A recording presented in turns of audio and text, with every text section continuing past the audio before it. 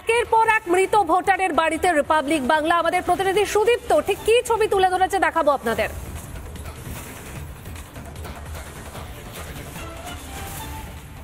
49 জনের কথা বলছিলাম, সেই তালিকাতেই রয়েছেন হামিদান ঘোষী, 59 নম্বরে রয়েছেন হামিদান ঘোষী। আমি একটু কথা বলবো, ওনার ছেলে রয়েছেন আমার সাথে।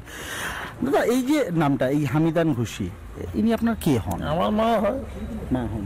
উনি কি আছেন এখন? মারা গেছেন। কতদিন আগে মারা গেছে? 4 বছর আগে। বছর 4 আগে। তারপর থেকে এখনো পর্যন্ত লিস্টে নাম রয়ে গিয়েছে। আপনারা কি আবেদন করেছিলেন নাম সরানোর? নিয়ে গেছে প্রমাণপত্র, যারা বুথে দেখাশোনা করে তারা নিয়ে গেছে। আপনারা আপনাদের তরফ থেকে জানিয়ে দিয়েছেন? জানিয়ে দিয়েছি। এসডিও কি বলছেন সেটাও শোনাবো আপনাদেরকে। যে রোলটা আপনারা আমাকে শো করলেন, আমার মনে হচ্ছে এটা হচ্ছে প্রিভিয়াস রোল। এরপরে কন্টিনিউয়াস আপডেশন প্রসেসে আমরা একটা রিগোরাস ওয়ার্ক করেছি, তার মধ্যে সব রকম ওয়ার্কই হয়েছে এবং সেক্ষেত্রে মৃত ভোটারের ডিলিশনের কাজটা আমরা করেছি।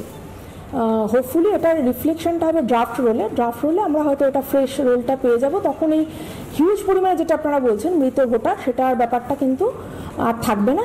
তারপরেও হয়তো কিছু মৃত মানুষ যারা রিসেন্ট হয়তো ডেথ কেস হয়েছে সেরকম কিছু থাকতে পারে, তো এটা কন্টিনিউয়াস প্রসেস আর কি। ড্রাফট ফর্মে কিন্তু আমাদের এসআরডিআর এর ঠিক আগেই কিন্তু এটা পাবলিশ হবে, সেটা সমস্ত পোলিং স্টেশনে যেভাবে আমরা শো করাই সেরকম হবে। তখনই এই যে ডিলিশন যা হয়েছে বা অ্যাডিশন যা নতুন করে হয়েছে সেই বছরের মধ্যে, সেগুলো সেই রোলেই কিন্তু রিফ্লেক্ট হবে। রিপাবলিক বাংলার এক্সক্লুসিভ, সুপার এক্সক্লুসিভ খবর, যেখানে আমরা দেখাচ্ছি মেদিনীপুর বিধানসভার 166 নম্বর বুথের ঠিক কি ছবি ভোটার তালিকায়। সেখানে দেখা যাচ্ছে 715 জন ভোটারের মধ্যে 49 জনই মৃত। একের পর এক মৃত ভোটারের বাড়িতে আমাদের প্রতিনিধি, আর সেখানে দেখা যাচ্ছে এখনো জলজল করছে মৃত ভোটারের নাম। আর এই বিষয়ে বিজেপি নেতা শঙ্কর গুচ্ছাইত কি বলছেন শোনাবো আপনাদের।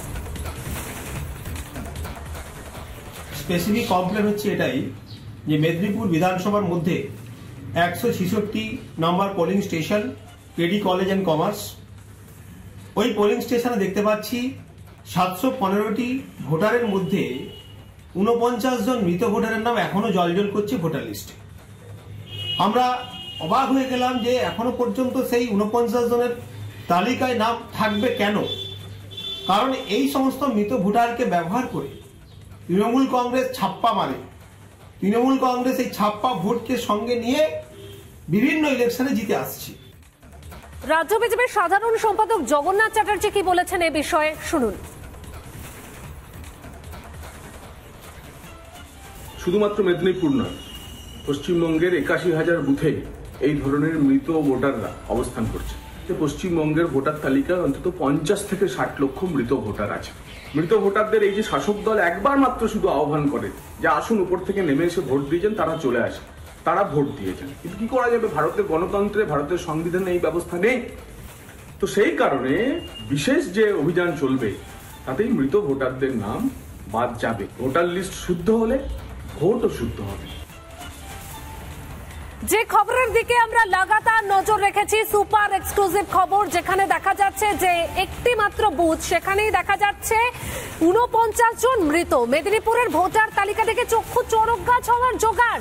তালিকায় মোট নাম 715 জনের, তার মধ্যে যদি 49 জনই মৃত হয় তাহলে বুঝতে পারছেন যে ভোটার তালিকার গরমিলটা কোথায় রয়েছে। একটি বুথেই যদি এত গরমিল হয় তাহলে গোটা রাজ্যের কি অবস্থা। আমাদের প্রতিনিধি তনয়া কথা বলেছিলেন বেশ কিছু সহনাগরিকদের সঙ্গে, তারা কি জানালেন শুনুন।